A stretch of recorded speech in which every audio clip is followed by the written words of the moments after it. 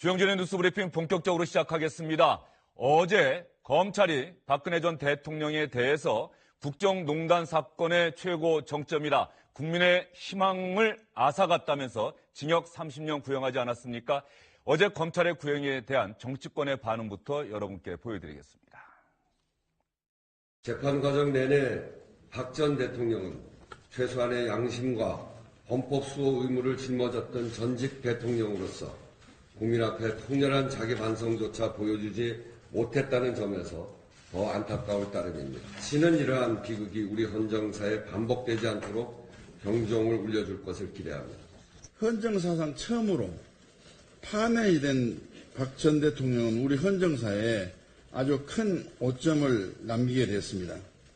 국가 최고 권력자로서 헌법을 파괴하고 국가기관을 뒤흔든 책임의 무게가 느껴지는 검찰 구형량이었다고 생각합니다. 어제 검찰의 구형이 나온 이후에 가장 빨리 반응을 내놓았던 곳은 자유한국당입니다. 장제원 수석 대변인은 잔인해도 이렇게 잔인할 수가 있나? 사형보다 더 잔인한 구형이다. 차라리 사형을 구형하는 것이 무리하지 않을 것이라면서 검찰을 비판했고요. 법원의 냉정한 판단을 기대한다는 말도 덧붙였습니다. 이 소식 여러분과 함께 이야기 나눠드릴 분들 소개해드리겠습니다. 정태근, 최민희 전 국회의원, SBS 보도국 정치부의 이한석 기자 나와 있습니다. 어서 오십시오. 지금 소개해드린 반응 말고 뭐 특별히 더 덧붙일 반응들이 있습니까? 그러니까 자유한국당을 제외하고는 대체적으로 이제 비슷한 반응들이 나왔습니다. 헌정 사상 처음으로 파면이 됐는데 헌정사의 큰 오점이다. 그리고 국가 기반을 뒤흔든 책임감이 느껴지는 검찰의 구형이었다. 대체적으로 검찰 구형에 공감하는 그런 분위기였습니다. 검찰 구형에 공감하는 것이 자유한국당을 제외한 대부분 정당의 분위기였다. 두 분은 어제 징역 30년 구형에 대해서 어떻게 생각하셨는지 먼저 최민희 의원부터 한번 말씀해 주시겠습니까? 예, 뭐 구형이니까요. 이건 최종 판단이 아니잖아요. 그러니까 검찰의 구형이 30년 이상 될 것이다. 혹은 무기징역을 선고할 것이다. 뭐 얘기가 많았는데 대체로 국민 정서상 그리고 사실 이제 탄핵도 되고 감옥에도 있고 그런 전직 대통령이기 때문에 무기징역은 좀 과하다고 다들 생각하시더라고요. 그러니까 국민 정서에 맞는 구형이라고 생각합니다. 그런데 사실 박근혜 대통령이 탄핵되고 그리고 저렇게 영어의 몸이 된 게 국민 전체 입장에서 볼 때 불행한 일이잖아요. 지금 굉장히 아쉬운 것은 국정농단 사건이 터졌을 때 박근혜 대통령께서 얼마든지 아름다운 마무리를 할 기회가 있었는데 결국은 그 기회를 스스로 저버렸다는 안타까움, 그리고 지금도 법과 질서를 수호해야 될 대통령께서 법원에도 안 나오고 그리고 정치 재판으로 모든 걸 몰고 가려고 하는 태도, 그리고 국민들께 진심으로 사과하지 않는 모습은 참으로 안타까운 모습입니다. 예, 정태근 전 의원 생각은 어떠십니까? 저는 일단 구형량을 가지고 뭐 이런저런 논란이 있는 것 자체가 좀 우리 사회에서 없어져야 된다고 생각해요. 그러니까 기본적으로 검찰에서 판단을 해서 구형을 하는 거고 재판부가 그 선고를 하는 건데 당연히 언론이나 일반 국민들이 그렇게 얘기할 수 있지요. 하는데 정치권에서 특히 정파적 입장에 따라 가지고 이제 얘기를 하는 것은 정말 잘못된 거라고 생각하고요. 어제 그래서 장제원 대변인 얘기도 사실은 좀 제가 이해가 안 가는데 오늘은 또 추미애 대표가 아침에 최고위원을 하면서 사법부가 역사의식을 가지고 심판하길 바란다 이렇게 얘기를 해요. 그러니까 이미 이제 사법부가 앞으로 재판부가 판단할 문제까지에 대해서도 국민 정서를 고려해라. 역사의식을 고려해라. 이렇게 얘기를 하거든요. 판사가 법리 그리고 증거를 가지고 재판을 하는 거지 역사의식을 가지고 재판을 하면 안 되잖아요. 본인도 이제 판사를 했던 분인데. 그래서 저는 매번 판결이 있을 때마다 정치권에서 자기의 입맛에 맞으면 뭐 지당한 판결이고 그렇지 않으면 뭐 문제가 있는 판결이고 이렇게 얘기하는 것을 안 하는 것이 저는 기본적으로 이 상권 분립이 되어 있는 민주주의 정치에 맞는 것이다. 이런 입장을 말씀드리고 싶습니다. 네, 우리 법에는 법관은 법률과 양심에 따라 재판한다 이렇게 되어 있죠. 좀 하신 말씀이 있으실 것 같은데. 예, 저는 뭐 정치는 입으로 정치하는 거고 말로 정치하는 거라고 생각합니다. 그리고 추미애 대표가 오늘 얘기한 거나 어제 장제원 대변인이 수석 대변인이 얘기한 거나 저는 정치인은 어떤 사안에 대해서도 입장을 표명할 수 있다고 생각하고 그 책임은 정치인 자신이 지는 것이죠. 그리고 추미애 대표 말씀은 지극히 원론적인 말씀이고요. 사실 이 땅에서 판결을 하는 판사들이 역사의식이 없으면 어떡합니까? 그 역사의식은 기본이고요. 그 역사의식에 따라 법리에 따라 잘 판단하라는 취지이기 때문에 이건 당대표의 입을 막으면 어떡합니까? 정태근 전 의원님 또 보태실 말씀 있으십니까? 최민희 의원님이 좀 반대되는 의견을 얘기하셨는데요. 사회가 변화하면 법리가 바뀌는 겁니다. 그래서 사실은 대법원이 존재하는 거고 판례가 변화하는 겁니다. 그런데 기본적으로 재판은 법과 판례에 근거해서 해야 되는 거거든요. 역사의식이 앞서간다고 해서 어떤 판사가 기본 현재 법리에 맞지 않는데 역사의식을 가지고 판단한다.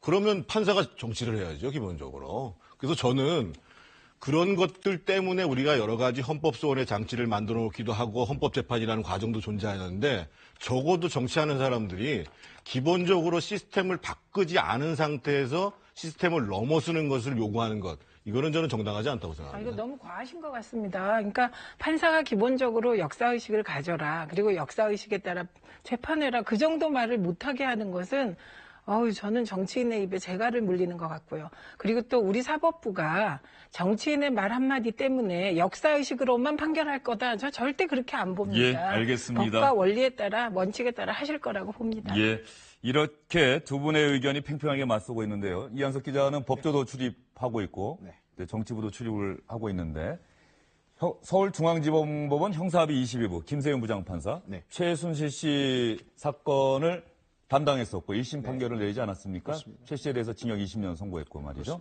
그렇다고 한다면 이번에 박근혜 전 대통령에 대해서 어떤 판결을 내릴까 어느 정도 예측이 가능한 상황 아닐까요? 그 국정농단 사건 재판이 여러 개가 열리고 있습니다. 사실은 이게 하나의 톱니바퀴 같은 것이라서 하나라도 어긋나는 순간 그 재판의 전체 큰 그림이 다 무너져 버리기 때문에 사실은 그 재판부들이 서로 교감을 갖고 있는 게 사실입니다. 그 와중에 약간 좀 튀었던 판결이 지난번 이재용 삼성전자 부회장 항소심 판결이었던 거고 그런 측면에서 보자면 최순실 씨의 선고 내용 더 나아가자면 결국 그건 박근혜 전 대통령에 대한 선고 형량을 예측할 수 있는 가늠자이기 때문에 큰 틀에서 크게 바뀌진 않을 것이라고 보고요. 다시 말하면 일단 이번에 검찰의 구형량도 좀 포인트가 뭐냐면 30년이잖아요. 최순실 씨보다 높게 잡았거든요. 모든 비리의 정점에는 박근혜 전 대통령이 존재한다. 다시 말해서 법원 판결도 저희가 장담할 수는 없습니다만 최순실 씨의 재판 결과와 크게 다르지 않은 같은 방향으로 형량이 좀 높은 수준에서 나오지 않겠는가. 그렇게 조심스럽게 전망이 됩니다. 네, 시청자 여러분 그리고 박근혜 전 대통령이 어제 검찰로부터 구형받은 징역 30년은 뇌물수수 혐의, 직권남용, 강요 등 18가지 혐의에 관한 재판이 마무리된 상황에서 나온 겁니다. 국가정보원으로부터 특수활동비 받은 혐의에 대한 재판은 별도로 오늘부터 아마 진행이 되는 걸로 알고 있는데 맞죠? 그렇습니다. 예. 이런 재판은 또 별도로 진행되기 때문에 박근혜 전 대통령의 최종적인 형량이 얼마나 될지는 이번 4월 6일 재판부의 선고가 나오더라도 더 지켜봐야 될 것 같습니다. 박근혜 전 대통령의 정치적 고향이라고 불리우는 곳이 대구 지역 아니겠습니까? 박근혜 전 대통령에 대한 검찰의 구형이 나온 하루 뒤인 오늘 문재인 대통령이 대구를 방문했습니다. 이른바 보수의 심장으로 불리우는 대구를 왜 문재인 대통령이 방문했는지 저희가 영상을 한번 준비해봤는데요. 문재인 대통령 이야기 잘 들어보시죠. 정치 권력이 국민 위에 군림하면서 행세했던 시절이 있었습니다. 그러나 바로 이곳 대구에서 용기 있는 외침이 시작되었습니다. 2.28 민주운동이 대구만이 아니라 우리 국민 모두의 역사임을 확인하고 있습니다. 2.28 민주운동과 5.18 민주화운동의 상호교류가 있었습니다. 달빛동맹이라는 이름으로 대구와 광주가 2.28 민주운동을 함께 기념했습니다. 2.28 정신은 대구를 한마음으로 묶었고 멀게 느껴졌던 대구와 광주를 굳게 연결했습니다. 2.28 기념운동이 보여준 연대와 협력의 정신이 그 도전들을 이겨나가는데 나침반이 될 수 있기를 기대합니다. 문재인 대통령이 이야기한 달빛 동맹, 두 분 이야기 들어보셨습니까? 달빛 동맹. 대구의 순우리말이 달구벌, 광주가 빛고울 이렇게 불리워서 달빛 동맹 이렇게 불리는 것 같은데요. 문재인 대통령이 취임한 이후에 대구를 방문한 적이 있습니까? 네, 일단 대구 경북 지역은 몇 번 가셨습니다. 예. 그러니까 지난해 10월에 휴가차 안동 하회마을 한번 가셨었고요. 그리고 올해 포항에 이제 강진이 발생하면서 포항 지역을 이제 재난 지역을 방문하셨었는데 대구 지역 보수의 심장 여긴 처음입니다. 상징적인 의미가 있죠. 2월 28일 민주운동 기념식이라는 점. 민주화라는 제목을 통해서 뭔가 대구와 아니면 그동안의 민주 세력과의 어떤 통합을 염두에 두고 그런 의지를 보여주기 위한 상징적인 방문이 아니냐 이런 해석들이 벌써부터 정치권에서 많이 나오고 있습니다. 네, 저도 어린 시절 사회와 국사 공부 열심히 했던 기억이 나는데 3.1 운동 이런 부분들은 많은 분들이 알고 계십니다만 또 내일이 또 공교롭게 3.1절입니다. 228 민주운동 과연 어떤 민주운동을 이야기하는지 모르시는 분들도 꽤 있을 것 같은데 정태근 의원님께서 설명해 주시겠습니까? 지금은 대구가 보수의 아성이라고 얘기를 합니다만 사실은 이제 1960년대 이전까지만 해도 상당히 진보 세력들이 많이 살았던 데인데요. 그 당시에 이제 자유당이 계속 4.45 개헌도 하고 진보당도 이제 탄압하면서 정권을 연장하려고 하는 과정 속에서 1960년 3월 15일날 대통령 선거를 앞두고 있었거든요. 그때 이제 장면 후보가 유세를 하러 내려갔어요. 네. 그날이 2월 28일 일요일인데 학생들이 그 유세에 못 가도록 민주당 후보의 유세에 못 가도록 그날 등교를 시킨 겁니다. 이런저런 명목으로. 일요일인데 학교를 나오겠다는 거죠.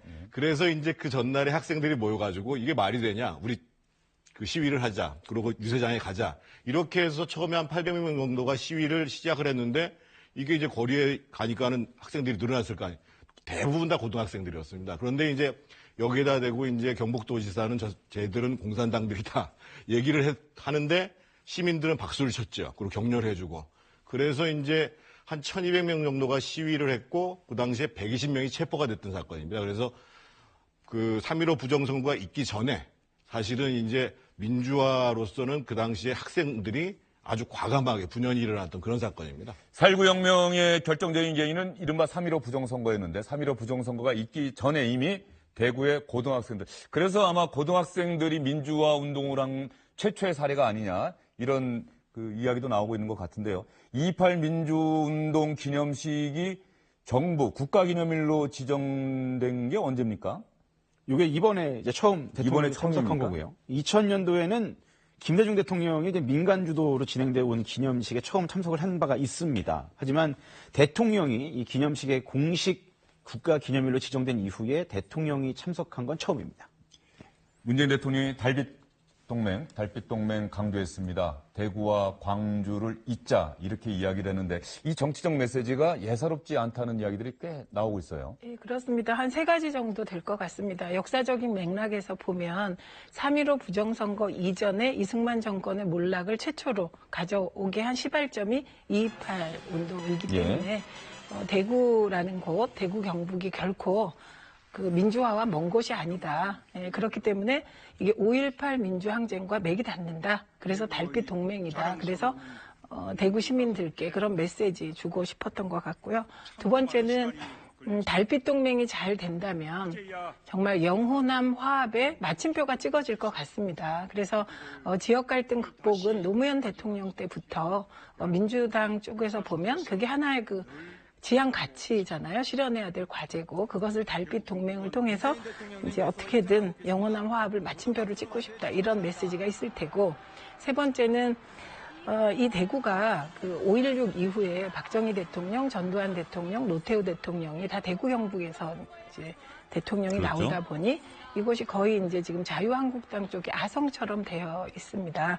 그리고 그것뿐만이 아니고 이후에 3당 합당이 있었잖아요. 3당 합당 하면서 이제 영남 지역이 완전히 특정 정당의 아성처럼 됐는데 그게 어느 곳이든 특정 정당이 점유하는 건 좋은 일이 아니고 왔다 갔다 권력은 선택하는 게 맞거든요. 그래서 아마도 민주당과 문재인 정부 입장에서는 그런 어떤 지역 독점주의, 특정 정당의 지역 독점주의를 깨고 3당 합당 이전 그리고 대구가 민주화의 성지였던 그때를 어떻게 해서든지 시민들의 마음을 불러일으킴으로써 정치적인 효과도 꽤 있다 그렇게 봅니다. 그런데 대구라는 곳이 유승민 의원도 지역구가 대구인데 말이죠. 박근혜 전 대통령으로부터 배신자로 낙인 찍힌 이후에 대구 출신인 유승민 의원조차 대구 지역의 지지를 많이 얻지 못했다. 이 정도로 완강하고 보수적인 성향이 강한 곳이다. 문재인 대통령의 생각을 좀 최민희 의원이 잘 정리를 해주셨는데 어떻습니까? 대구 시민들의 마음을 움직이는 데 도움이 될 것 같습니까? 어떻습니까? 저는 뭐 평생 서울만 사는 사람이어가지고 제가 대구 시민들의 마음을 헤아리기는 쉽지 않습니다만 제가 이렇게 방문해서 느껴보면 대구 시민들이 굉장히 자존심이 굉장히 강한 것 같아요. 그러니까 물론 상대적으로 이제 보수적인 사고도 많은 것도 사실이지만 결국은 지금 그 민주화에 대한 자긍심을 불러일으킨다고 해서 대구 시민들의 마음들이 움직일 것 같지는 않고요. 오히려 지금 현재 집권 세력이 상대적으로 야당 세력 그리고 과거에 좀 잘못이 있더라도 탕평과 포용을 해서 정말 국민 화합으로 가겠다라는 모습을 보여줘야 대구 분들 또 경북 분들 또 정치적 반대 위치에 있는 분들의 마음이 열리지 다른 부분들을 가지고 하기에는 제가 보기에는 쉽지 않을 것 같습니다. 다른 부분들 보고 하기는 쉽지가 않을 것 같다. 문재인 대통령이 오늘이 2월 28일이니까 당연히 기념식에 참석하는 건 당연한 거고요. 공교롭게 하루 전인 어제 박근혜 전 대통령에 대한 검찰의 구형이 나왔단 말이죠. 네. 이 부분을 좀 연관지어서 해석하는 정치권의 시각도 있을 것 같은데. 정치권의 시각, 아마 청와대의 속내, 아마 다 사실이 다 부합할 것 같습니다. 아무래도 결국 대구가 가장 고민일 겁니다. 이제 지방선거 얼마 안 남았잖아요. 이제 100일이 조금 더 남았는데 지방선거의 결과 대구는 TK는 특히 고민될 겁니다. 우린 누구를 지지해야 하는가? 그래도 대구의 가장 이 상징적인 지지층을 갖고 있었던 박근혜 전 대통령에 대한 선거 형량을 이번에 구형량을 보고 대구 민심은 어떻게 움직이고 있겠는가? 혹시 이번 사건으로 보수층이 결집하는 건 아니냐. 그래서 지방선거 때 오히려 현 집권 민주당이 좀 불리해지는 것 아니냐. 이런 것들에 대한 전체적인 민심 탐방을 한번 해보고 싶었던 게 아니냐. 그런 생각이 들고요. 그런 측면에서 이쯤에는 대통령이 한번 내려가서 자, 그동안 지지했던 보수의 상징이 이렇게 무너졌으니 이제 우리도 한번 좀 지지해달라라는 어떤 그 메시지가 있었던 게 아닌가. 그런 얘기들이 정치권에서 많이 나오고 있습니다. 지금 화면을 한번 다시 보여주시면 좋겠는데요. 문재인 대통령이 기념식장에 막 들어설 때 가장 먼저 악수를 나누고 문재인 대통령을 안내하고 뒤 분들에게 인사를 하라고 권하는 사람이 제가 화면을 봤습니다만 김부겸 행정안전부 장관입니다. 김부겸 장관이 조금 전에 나오죠. 권영진 대구시장 다음에 뒤를 보면서 인사하라고 좀 소개를 하고 있는데 재미있는 것은 김부겸 장관은 계속해서 지방선거 절대 출마하지 않겠다라고 의사를 밝히고 있지만 민주당 안에서는 대구에서도 이기기 위해서는 결국 김부겸 장관의 도전이 필요한 것 아니냐 이런 얘기 계속 나오고 있지 않습니까? 예, 나오고 있고요. 대구에 있는 민주당 지지자들 사이에서도 그런 얘기가 있습니다.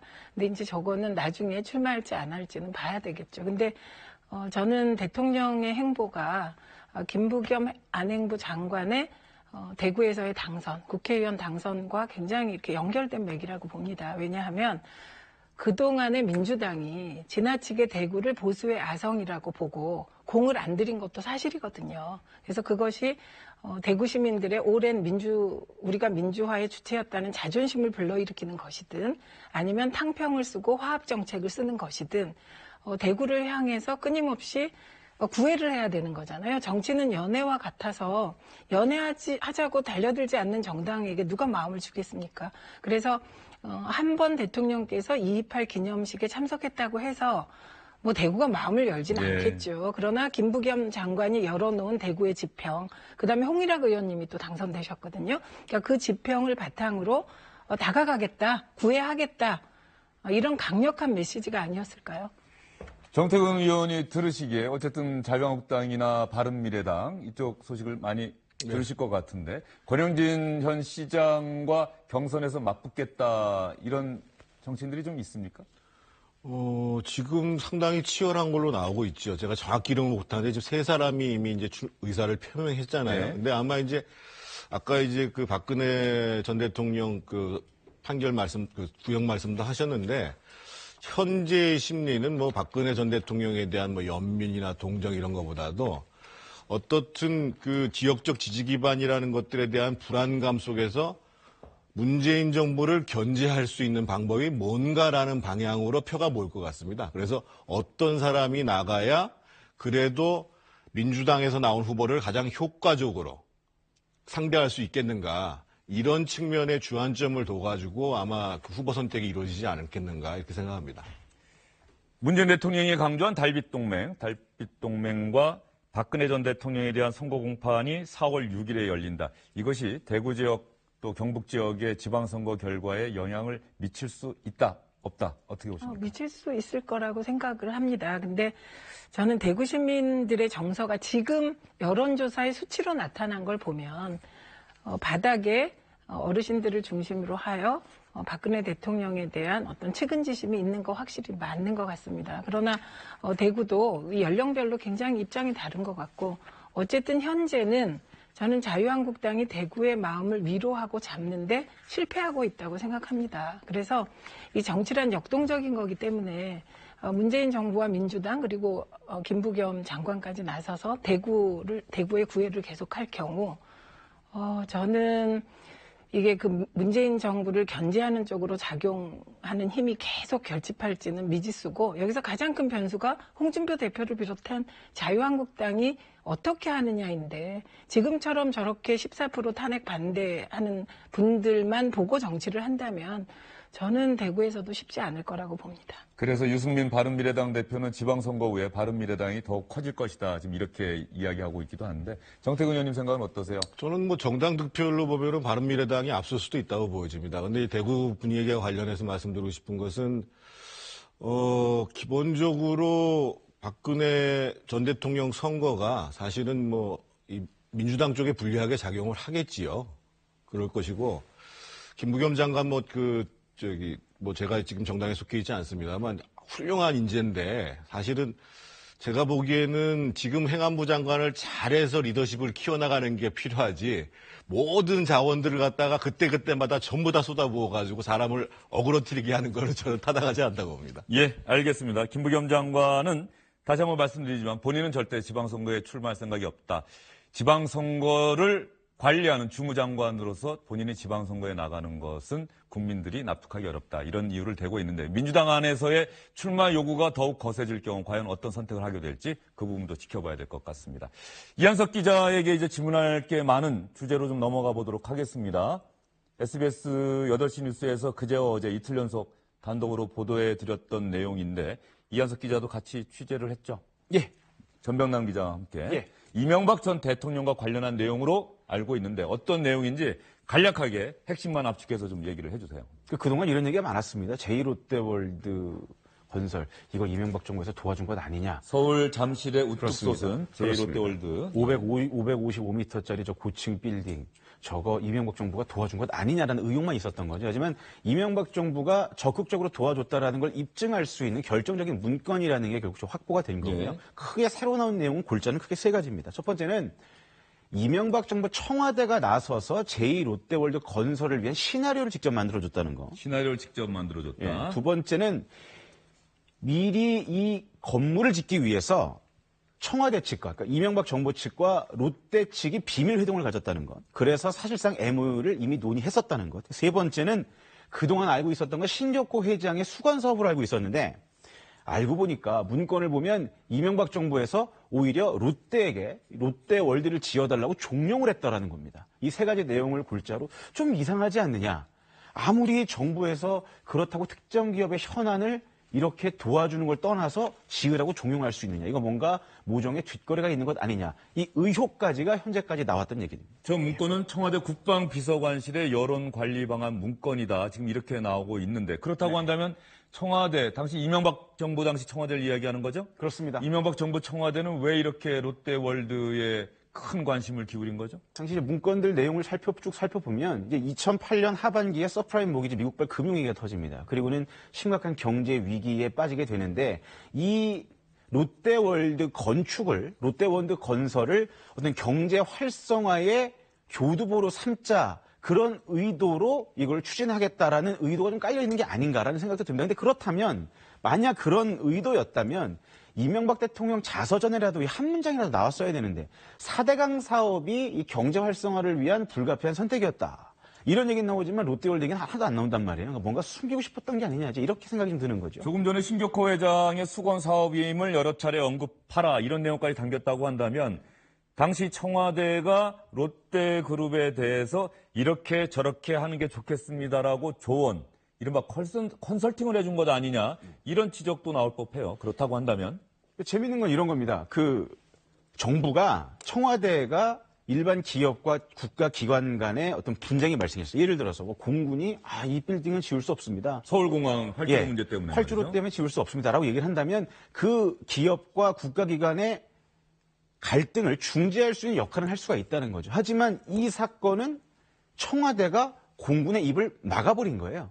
공군은 그동안 줄곧 20년 넘게 반대해 왔었지만 공군이 갑자기 찬성으로 돌아섭니다. 이 시점이 2008년 하반기에 김은기 공군 참모총장은 이명박 정부 초기의 공군 참모총장이었는데 계속 반대를 합니다. 우리는 지을 수 없다. 항공기 안전을 위해서, 국가 안보를 위해서 절대 지을 수 없다라고 여러 차례 얘기를 합니다. 근데 갑자기 알 수 없는 이유로 경질을 당한단 말이에요. 그리고 새로 공군 참모총장이 들어오고 나죠. 그리고 나서 입장이 180도 바뀌어서 활주로 3도 틀면 지을 수 있다. 이렇게 된다는 거죠. 그래서 왜 공군의 입장이 바뀌었는지, 공군도 한 번도 공식적으로 입장이 바뀐 이유에 대해서 얘기한 적이 없는데, 청와대 문건을 보면 청와대가 공군한테 이렇게 얘기하라고 앵무새처럼 지시하는 지침을 내리는 내용들이 나온다는 겁니다. 여기서 공군의 입장을 청와대가 비틀었구나라는 사실을 알게 되는 거죠. 그러면 여기서 만약에 저 부분이 지금 SBS가 단독으로 보도해드리는 내용이 정말로 문제가 되기 위해서는 그렇게 롯데그룹에 특혜를 제공하고 이명박 정부, 이명박 전 대통령이 롯데그룹으로부터 또 다른 대가를 받았다. 뭐 이런 것까지 증명할 수 있는 내용은 없습니까? 어쨌든 청와대가 특혜를 줬다는 정황이 담긴 문건 내용만 공개가 된 겁니다. 그 부분이 좀 아쉬운 거죠. 사실 저희가 수사권이 있는 기관이라면 한번 수사를 해보겠는데, 수사권 없이 취재력만으로는 사실 그 부분, 모종의 대가가 무엇냐, 실질적 진실을 확인하는 데에는 한계가 있었던 게 사실입니다. 하지만 현재까지 나온 흐름들은 이렇습니다. 이명박 전 대통령에 대한 검찰 수사가 진행이 되고 있는데, 또 다스를 둘러싼 의혹들이 나온단 말이죠. 다스가 이명박 전 대통령이 서울시장 시절에 현대차 양재동 부지 건물을 지을 수 있도록 허가를 해주고, 그 대가로 다스가 현대차의 일감을 몰아주기란단 말이에요.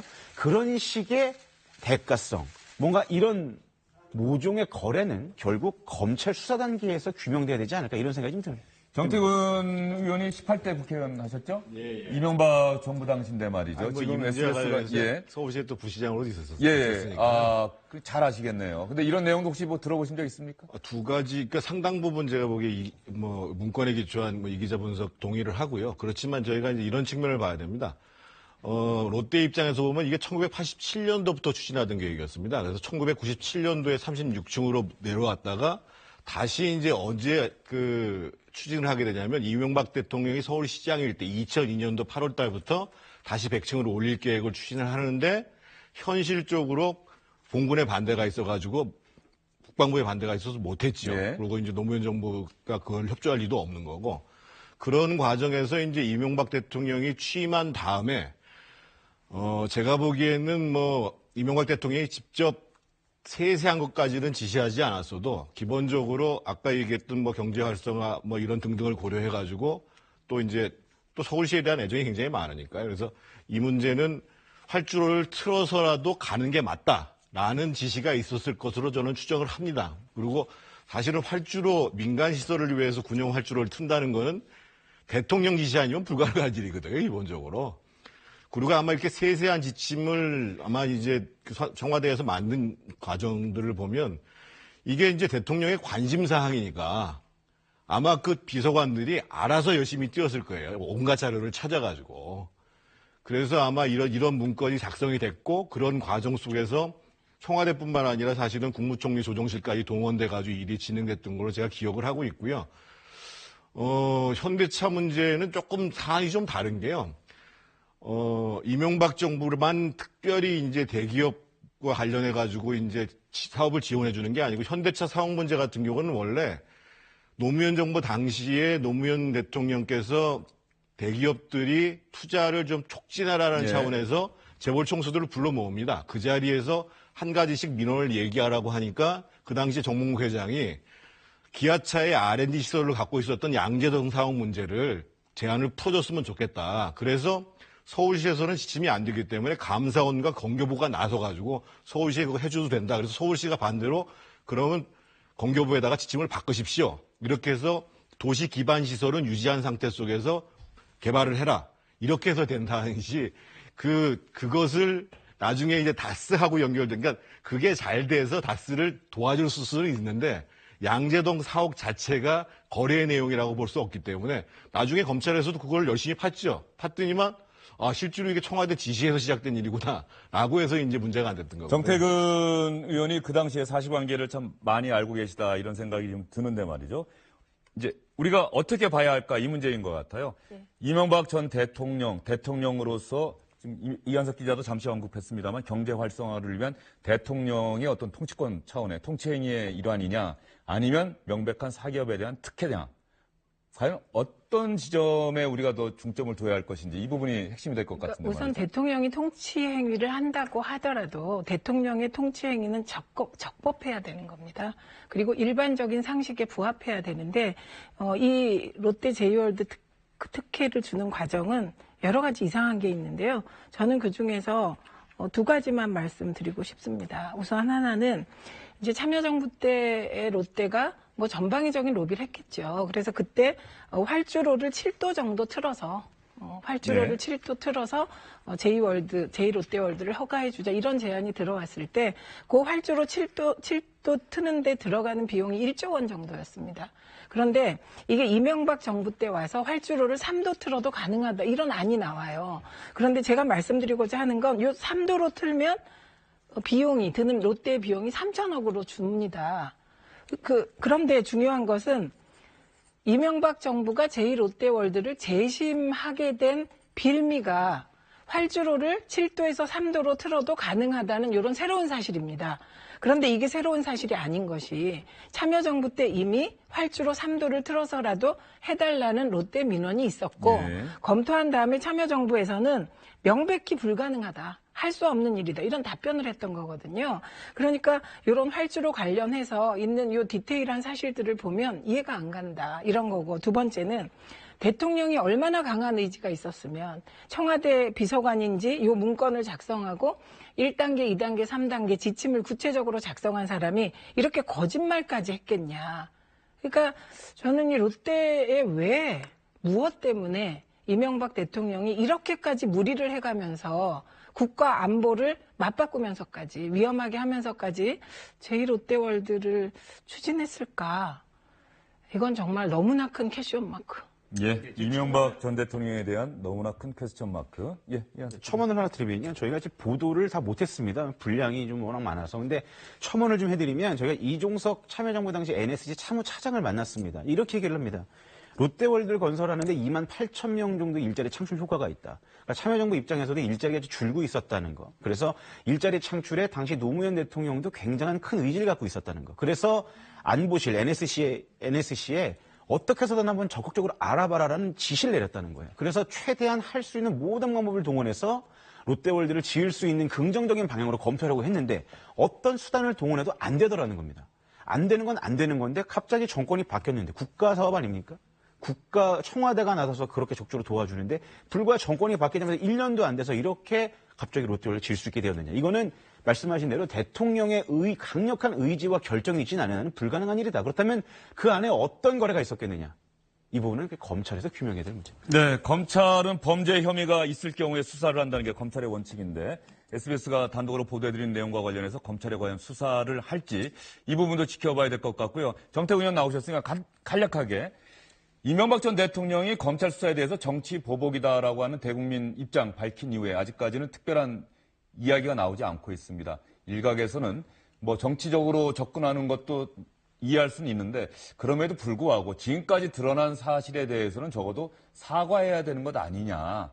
이런 의견들도 많이 나오고 있단 말이죠. 지금 아마 남아있는 수사가 이제 이상득 전 부의장에 대한 수사하고 아직 이제 이상은 회장이 정식으로 소환이 안 됐지 않습니까? 그래서 그 두 소환이 끝나고 나면 어떻든지 입장 표명이 있을 거라고 보는데요. 그러니까 법리적으로 다퉈야 되는, 그리고 이제 다툼의 여지가 많은 사안을 빼고 큰 줄거리에서 인정할 수 있는 부분들은 인정을 하고, 그래서 국민 여러분께 정말 죄송하다는 사죄의 말씀을 하고, 아마 제가 보기에는 제가 지금 바라는 것처럼만큼은 되지 않겠지만 아마 최소한은 어떻든 나의 성취 과정 속에서 벌어진 일이기 때문에 내 주변 사람들에게 물을 일이 아니고 내가 들어가서 조사를 받겠다 이런 정도의 입장은 나오시지 않겠는가 생각합니다. 예, 알겠습니다. 이명박 전 대통령에 대한 검찰의 수사 막바지로 치닫고 있습니다. 검찰이 과연 이명박 전 대통령을 언제쯤 검찰에 출석해달라 이렇게 요구할지 그 부분 아마도 조만간에 결론이 나지 않을까 생각이 듭니다. 세 분 오늘 수고 많으셨습니다.